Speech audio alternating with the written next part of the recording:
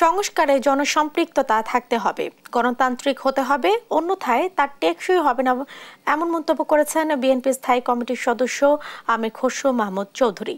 রোববার সিপিডির সংলাপে তিনি আরও বলেন, রাষ্ট্র সংস্কারের জন্য সময় প্রয়োজন, এ নিয়ে তড়িঘড়ি করা ঠিক হবে না। পাবলিক রিজনিং এর মধ্যে দিয়ে কিন্তু আমাদের যদি সেই পলিসি ফ্রেমিং বলেন, আমাদের রাজনৈতিক উদ্দেশ্য, আদর্শ, দর্শন, চিন্তা সবকিছুর একটা পরিবর্তনশীল বিশ্বে যে এটার সাথে আমরা চলতে পারি, সেটার জন্য আমার মনে হয় সিপিডির কাজটা ভালো ছিল। রিফর্ম করে আমরা সামনের দিকে এগোতে হবে, এবং reform is an ongoing process.